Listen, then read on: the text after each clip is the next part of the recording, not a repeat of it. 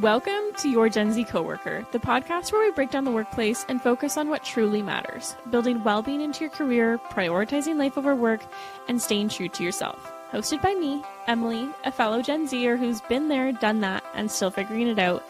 This is your space for real talk career advice, workplace trends, and actionable insights that put you first.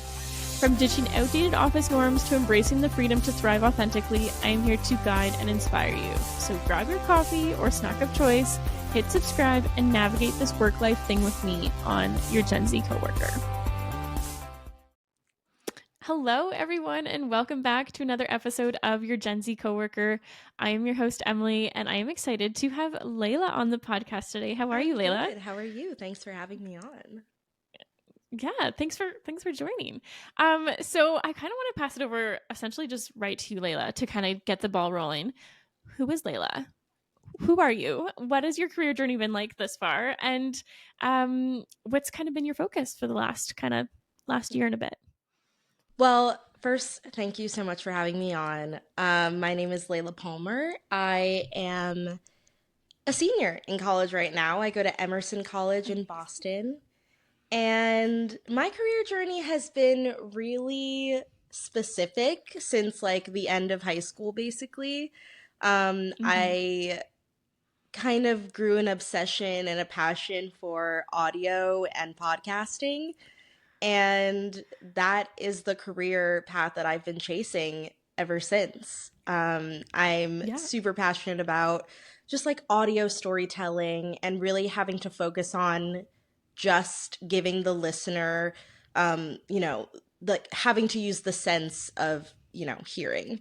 And I feel like it's really powerful to have to only focus on that and, to make something even more immersive because you don't have, visuals, or now a lot of times we do in podcasting, but so that's what my career path's been like. Done internships. I've done, some passion projects, just really trying to hone in on my passions for audio. Yeah, I love it. I think it's so funny when we think back to like when we're like 16, 17 and we're like being asked, what are you going to do with your life? And some of us are like, I have no idea. And then there's other people who are like really like driven. But I think so often is we get caught up in being like, oh, just because I chose this, that's the path I have to take forever. Yeah. Right? What's kind of your stance on that? Where are you at right now thinking in that terms? I mean, I'm definitely still chasing the career in audio, but I do like that you bring that up because I used to be a ballerina. I was pretty serious about it as a kid. Oh my goodness. And and that is one of those things where people expect you to keep doing it forever if you have done it for like your entire childhood. So I kind of just randomly quit one day when I was right about to go into high school because I realized it just wasn't what I wanted. And everyone in my family was so stunned. And they were like, what do you mean? Like, you were so passionate, obsessed about this. Like, what happened? And I was like, I just realized that just because I've been doing this, like, it doesn't resonate the same anymore. And so I definitely think there is a pressure, and this can be from friends, family, or just like society in general, to not be a quitter and to keep doing something even if you don't feel that it's the right thing for you anymore. And I totally disagree. Like, I think be a quitter up to a point, obviously, but I think it's like taking the risk to quit something can teach you such valuable lessons, because quitting ballet when I did made me realize that like, oh, like I stuck to my guns, I took a risk, and it paid off. And now moving forward, I obviously don't quit things willy-nilly here and there, but it's like, I know that it's, something you have to put thought into and just be ready to take that risk. So I definitely think don't do something forever just because you've been doing it forever. Yeah. I remember when I first started my business, I had made like a post on Instagram, like one of those like, the cursive font and the whatever. And it was just like, normalize quitting your job. And that was kind of what I did. And I think I wrote a blog post about it of like normalize quitting, because like you said, like I think in years previous and generations previous, it's been really, really common to be like, nope, this is your job. You stick with it for 30 years. You know, you get the pension, you get the Yeah. benefits, whatever.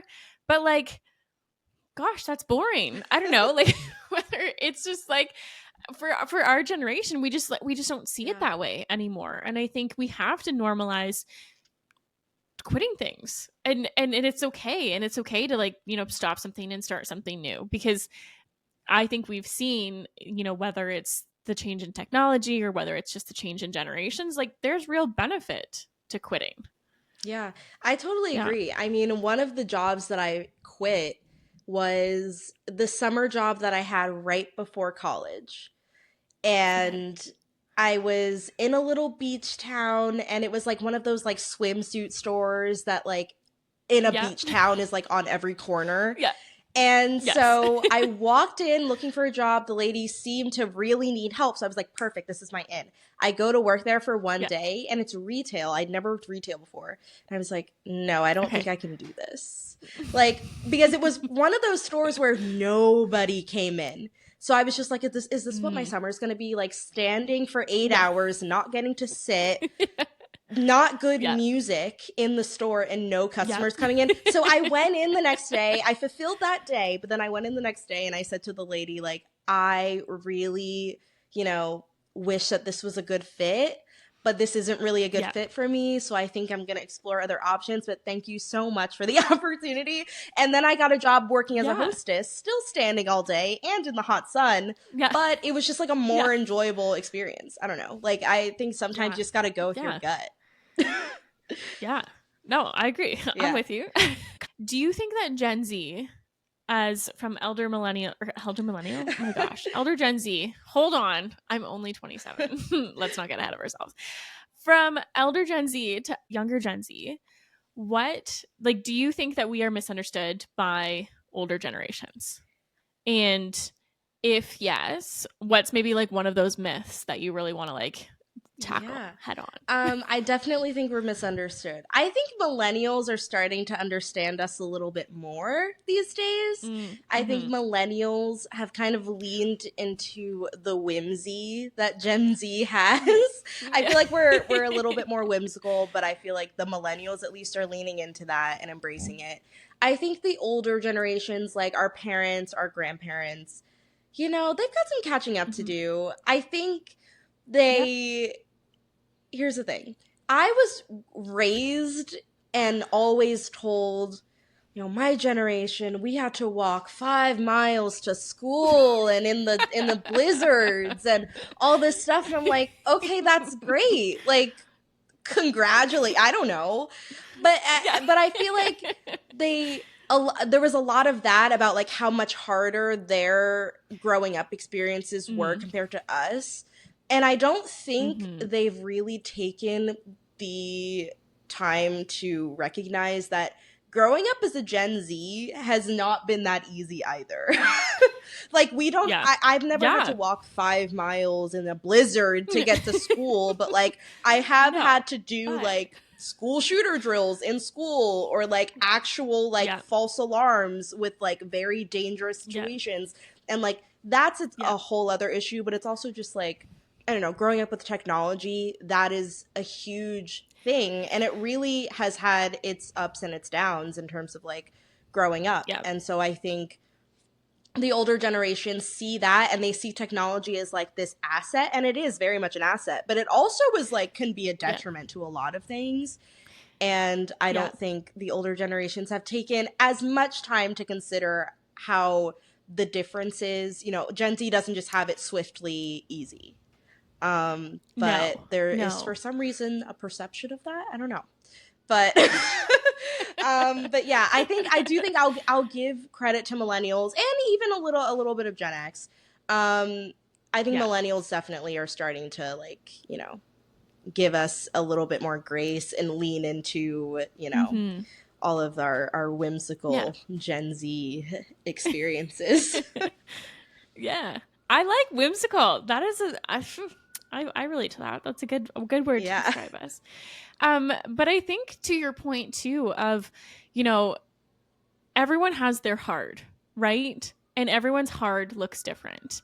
And, you know, like you said, we did not have to walk 5 miles in a blizzard. I did not have to walk uphill in the snow in boots with milk bags covering my boots. I don't know. Like, there was all of these things of, you know, what we were told from previous generations. But like you said, we've all had our different hard. And whether their hard was maybe more physically demanding, whereas our hard might be more mentally um, um, you know, draining for us, we all experience it in a different way. And to your point of technology, I know you and I had talked about this before of like, yes, technology is a huge asset. We can pick up a technology really quickly. We grew up with it in our pockets, but it has been a really big detriment to us. But I think the older generations almost see that. You know, they always say, oh, it's the It's always phones. that You know, the phone. problem is the phones. It's always that gosh darn phone. And you know what? At some points, I'm It like, is that it phone. is the phone. Like, it's As the I'm phone. getting Like, yeah, my as I'm getting goodness. older, I'm realizing that no, it is like my phone is the problem. Like being, Yeah. you know, doom scrolling on TikTok or Instagram, that's the problem. Like go outside. Go. Take a walk. Now. You know, but yeah. Yeah. He thinks often, you know, we have those separations of, you know what, this was their perception of hard, this is our perception of hard, and not even perception, this is our reality, right? And their reality. But I think, you know, but there are pieces that we do agree on. You know, it is the phones, and like I said, like literally this morning, I woke up, had a bad sleep, and then just opened my phone and started scrolling, and then it was like half an hour later and I was like, oh, I should really get up and really start my day, and all those pieces. And the thing is, you know it too, Yeah. right? You're sitting there scrolling and you're like, yeah, I should really get off, and, oh, I should really go do something. And then the next video comes up and you're like, and I will say again. one thing I will give credit to the older generations is that they have a stronger self-discipline, because I think you're right. It's like telling yourself, I need to get up, I need to get up. You have to have the discipline to do so. Like I can say all the time, oh my gosh, I need to lower my screen time, I need to be on my phone less. But then I actually need to do it. And I do think that the older generations have that one up on us. The self-discipline is better. But I also think it's better because of not growing up with technology. You know, I think like that is, you know, a product of not having it.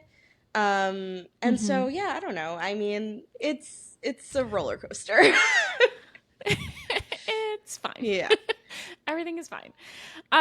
So one of the things that you have is you have your own podcast, the Heart to Hustle podcast. And it's all about turning passion into purpose, right? You've had a variety of different guests on there that kind of talk to that.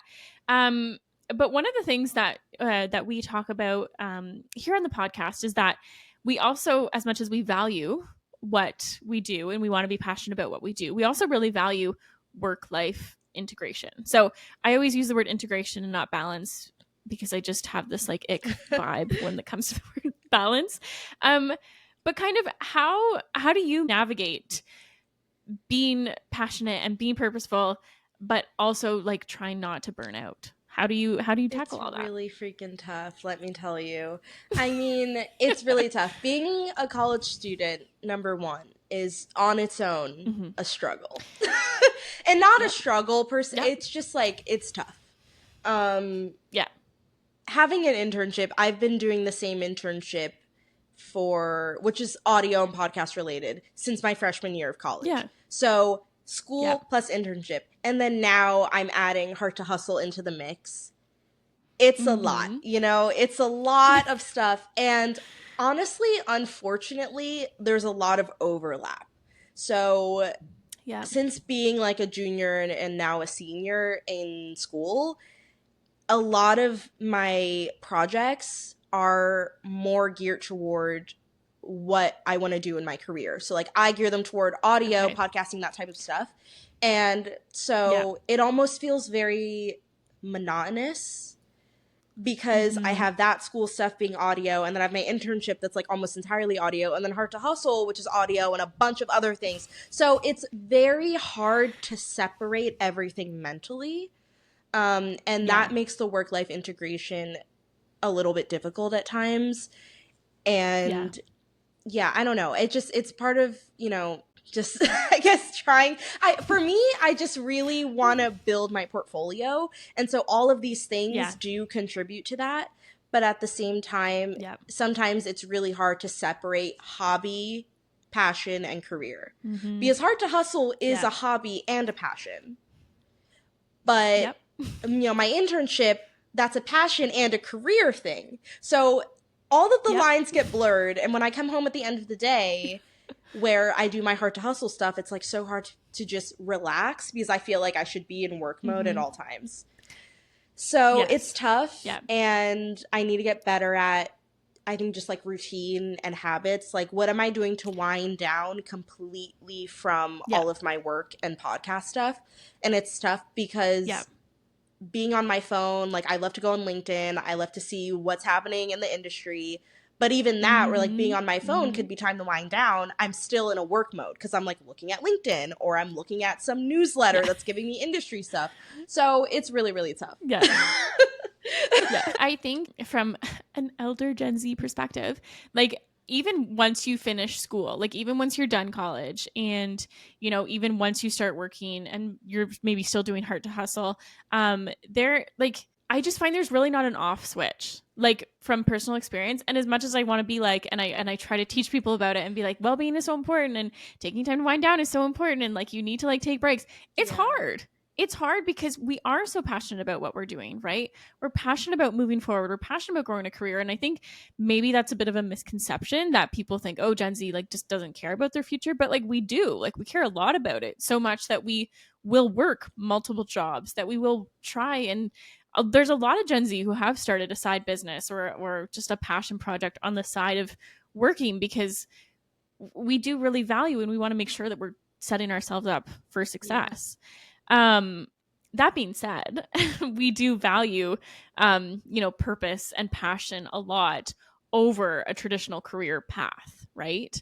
In your opinion, do you think that this is sustainable? Like, do you think that us as Gen Z are making the right decision, being multi-passionate and trying different things as we navigate our career? That's a very interesting question.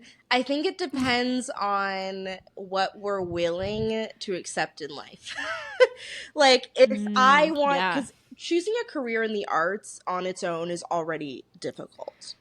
Like, my roommate's a writer. Like, she's kind of accepted being a writer is going to be tough, when you get out there in the real world and need to, like, support yourself. That's not, like, some weird, niche thing. Everybody knows that. But I think, like, for me, I'm willing to accept that I'm not going to have the highest salary of all of my friends. I'm not going to have XYZ compared to someone who's maybe, in law or in, medicine or whatever. But that's always been something that I knew was going to be my reality. Like, I grew up wanting to do something creative, wanting to do something in the arts. And I was lucky enough to have family and friends around me who encouraged me and didn't, tell me not to because I wouldn't have XYZ. So I think if you're a creative Gen Z and you know that you really want to be creatively fulfilled in your career and really love what you do and not just clock into your 9 to 5 and leave, then you just have to mentally prepare yourself and accept what your life is going to be like if you choose that path. And if you're not ready to, not make that much money and, maybe live in a studio apartment and not go out that much, then maybe you just need a little bit more time to connect with that reality. Not, go do away with it, but just really prepare yourself because, like, after college is like that safe zone. You have an apartment, but like a lot of people, like their parents pay their rent if they're not living on campus. And, maybe they do their groceries and like they go out and then they do all this stuff. Once you graduate school, like that safety net is practically gone unless you come from, a background where like you can still have that safety net, which is lovely, but mentally preparing yourself to go out into the world after, and like this could be like, not everyone goes to college or university. This could be like right after high school. Like you have to prepare yourself to go out into the world without a safety net as an artist. And if you're willing and prepared and ready, then by all means. then go for it. No, I think that's a great way to put it, is to really kind of accept what reality you're going to be facing. I had someone on the podcast and we talked essentially about this, about how, everyone thinks that entrepreneurship or, running your own business or being creative in those aspects is it's just like everyone thinks it's like such freedom, right? You have all the time in the world, you're financially free. Like everyone who's an entrepreneur just like makes so much money. You don't. It's not a reality. Like, because, I just celebrated 4 years of being in business, and, it's taken me 4 years to actually sit down and value myself properly, right? For the services that I provide. It's taken me 4 years to, niche down and figure out what services I actually want to offer, right? I am not sitting here and being like, when I quit my job, my full-time job last year, I was not in a position where I was like, I had tons of money saved. My business was going to make me all the money in the world. I was not in that position. And, almost a year later after quitting, I'm still not in that position, but I love what I do. And I'm okay with accepting the reality where I'm at right now of, what, this is my life, Mondays and Tuesdays I podcast, and other days I work on client work, and income isn't always consistent, but I always know that it will come in eventually. I have faith. You gotta keep the faith. But gotta keep the faith. But yeah, I think you made a really good point of just kind of being okay with the reality that you're going to be facing, especially when starting out, right? I feel like they always say, starting a business, the first 5 years, you'll barely turn a profit, right? It'll really take 5 years to turn a profit. So, yeah, be ready to accept that reality. So in terms of the work that you do, right, between college and your internship and then doing your podcast, why do you think audio and like podcasting has become such a powerful medium for people? Like what's kind of been that drive to be like, everyone's like, oh my gosh, I love podcasts, I love listening to these things. Why do you think this happened? Well, I think for the production side of the industry, I think people realize that you could really make a crap load of money in podcasting because of the advertising model. I won't get too into the nitty gritty because it's not like we don't need to, but the advertising model is very unique. And it's shifting, but I think that is what drew a lot of the production people to wanting to get into the industry. And then in terms of listeners, I think listeners realize that you could have such a parasocial relationship with, a YouTuber or a musician or an actor and get a little bit more inside scoop to their life and escape from yours. In a way that is not like, not like an escape where like you watch, a 90-minute rom-com or like, you could really binge. Like if you come across a podcast that's in like its third season and like they have like 45-minute long episodes, you could binge a lot and like completely escape from your life. And some people love that. And that is, I don't personally love that. I can't binge a podcast for too long. There's certain podcasts like Emma Chamberlain. I love her. But she's just kind of like, she's just a girl and she's just talking about whatever's going on in her head. And that's what I love about it. And I think for a lot of listeners, it's that. Listening to somebody just, yap. Or if you're into more of like a science-y podcast where they talk about, why things happen in, the ecosystem or, whatever. And there's a really, really good market for that too, for people who, instead of going on like Wikipedia or something, they listen to somebody debunk it. I think it's also a very good like on the go thing. It's not like you can't really put on like a YouTube video in your car, but you can definitely listen to a podcast and get that same energy just without the video. And so I think, at least for me as a listener, not as a creator, I really enjoy the on the go, anywhere I go, anytime aspect of it. Also being able to like pause and pick it back up later and know exactly where you left off And I just think that is like a really big selling point for a lot of listeners. I think, podcasting, I mean, when I got into it, I had listened to a couple and I was like, oh, I really like how they do this. And then, my fiance really got into podcasts. He's like he's the sciencey, listens to doctors talk about this, and that. And he's a nurse. So he really like feeds into all the things of health related things. And he'll be in the shower and I'll be in my office and I'll just be like listening in on whatever he's learning. And he's like, did you hear that? And I was like, no, I wasn't listening. Yeah, so I think it's a great medium for people to learn, to be educated, to be inspired, to to just have someone to listen to, almost like a friend, right? It's whoever sends you that long ass voice note. It's just just what a podcast is. I think right? you also bring up a great point about there's so many different things you can get out of it. You can learn something new and get educated. You could laugh from listening to a comedy podcast. You can get inspired from like a self-help motivation podcast. Like there's so many different outcomes from listening. And also there's so much out there. There's something for everybody.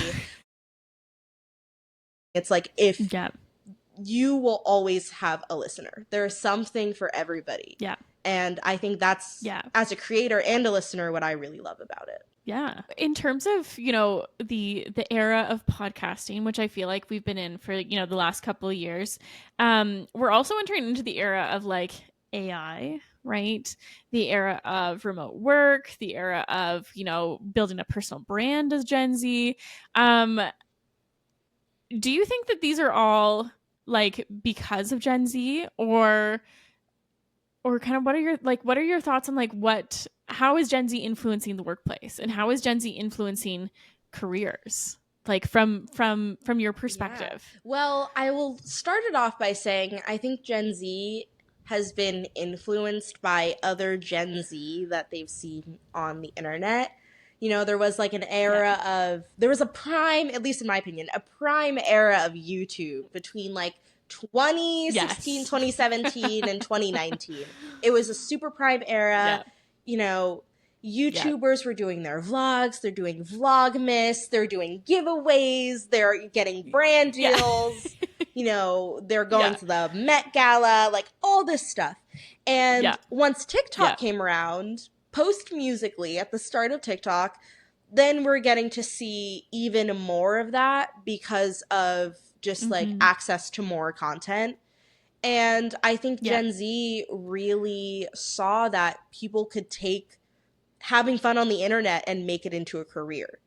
And I think that also goes to like the entrepreneurial mindset that a lot of Gen Z has, because you see these people online, like Emma Chamberlain is a great example. She went from just making videos, a teenage girl in San Francisco, and now she's like has a coffee brand and like a really successful podcast and a lot of sponsorships and brand deals and all that stuff. And she's really successful. And she stayed true to really who she is, but has naturally grown as a person. But I feel like, I don't know, I think Gen Z saw that on the internet in that prime era of, YouTube or whatever, and kind of embraced it, Whereas older generations saw that and they're like, that's kind of weird. Like, you're filming your whole life. You're talking to a camera for like half an hour. Like, that's really weird. But we as Gen Z found it comforting and we embraced it. And I think years later, that has now led to an even stronger influencer culture and entrepreneur, mindset that we have. I think because of all these pieces of, I mean, it's the I don't know, double-edged sword or whatever of technology, right? YouTube definitely was like the kind of pivot point, I think, for a lot of influencers, entrepreneurs, everything like that, right? And once you kind of see one person do it and then another person does it and then another person does it and they're each finding success in their own way, you're like, you know what? Maybe this is an opportunity. I think Gen Z is trying to say, right? There's other ways to make money than just the normal way. And I think it's also just embracing the new normal. Like, it's, I'm almost 22, which is weird. But like when I was a kid, what was normal then is so different than it is now. And that was like 15 years ago. Yeah. Like that hasn't even been Yeah. that long. So I think, you know, like by the time I'm like in my 30s, what's normal now will not be like considered normal then. No. And I think that has to No. do a lot with technology and things just rapidly changing. But I think we need to embrace the change. You know, we can't become, when we're in our 30s, we can't be like the Gen Xers who are resistant to the change. Like, because then Gen Alpha is going to make fun of us. Yes. And I don't want Gen Alpha making fun of us. I don't. No, I really either. don't. I'm a little scared of them. No, me too. They're kind of spooky. So yeah, I think, you know, we just need to embrace the new normal. And I think with that is encouraging the older generations to do the same. Yeah. I get met all the time with, you know, you're a Gen Z, but, you know, how do you work with the other generations, right? Like, how do you work with millennials and Gen X and boomers? Like, how do you do it? And I'm like, I have a conversation. Like, I think so often we've moved away from, and people have let stereotypes get in the way, and people have let, you know, their one snap judgment of one person determine how they interact with that entire generation. And I'm like, just have a conversation, just open up, talk about it, you know, be adaptable, be innovative, be just like willing to open up and have a conversation. Because like there's nothing wrong with previous generations. And that's never what Gen Z has been about.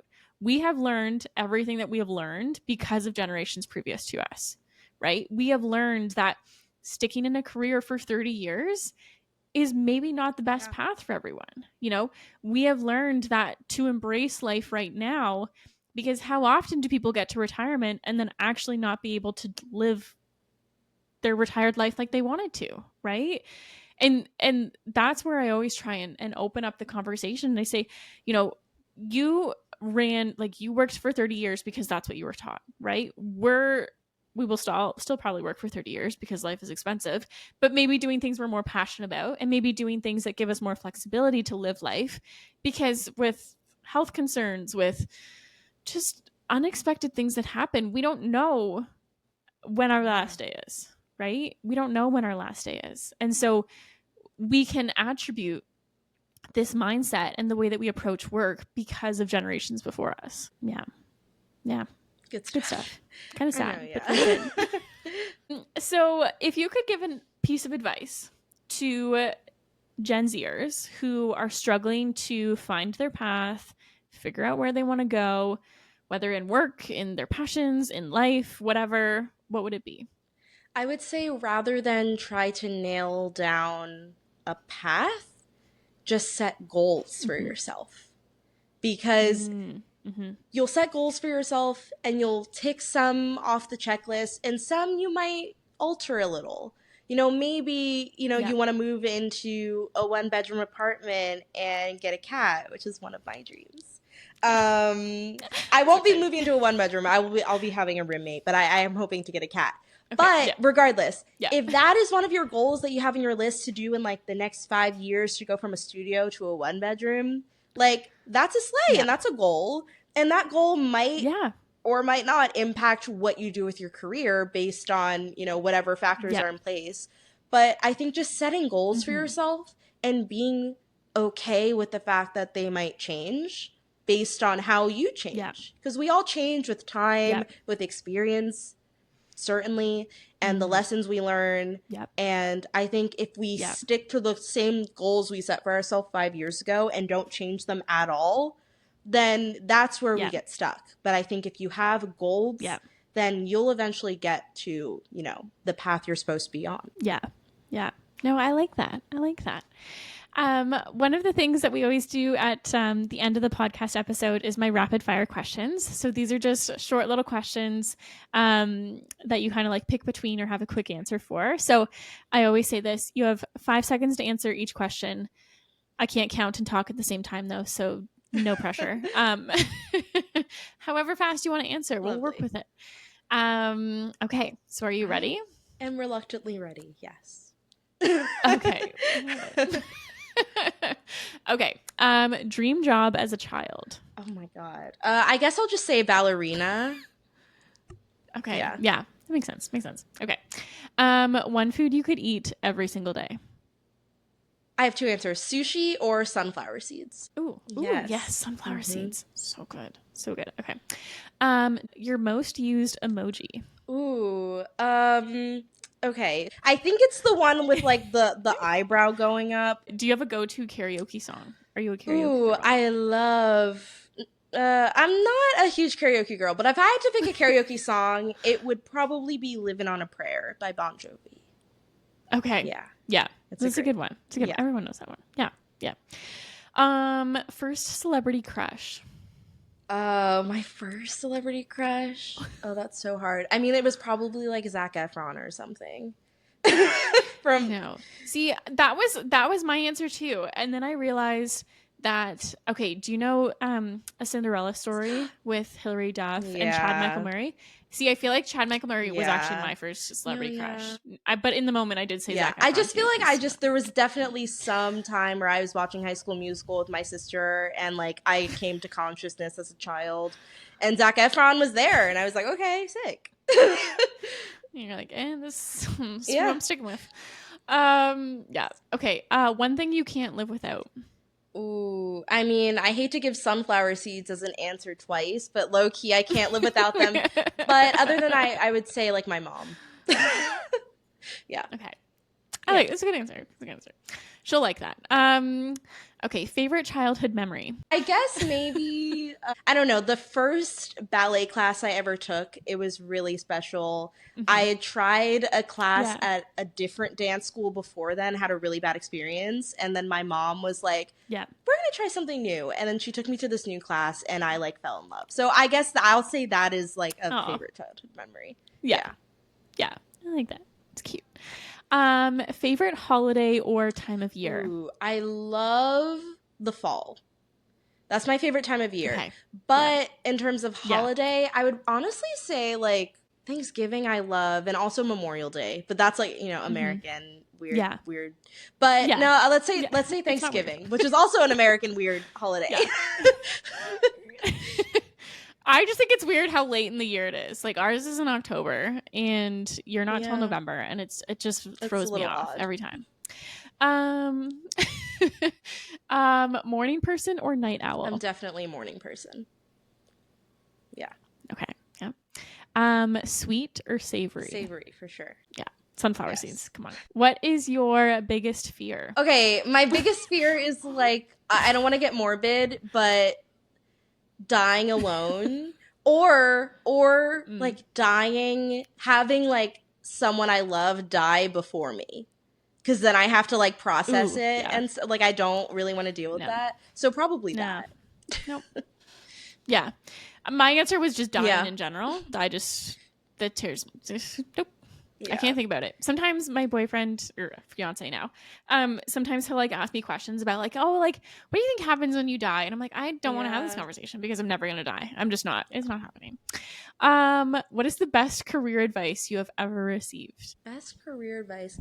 I mean, probably to just go with your gut. I've had a lot of like family members, even professors, just say like, go with your gut. What feels right?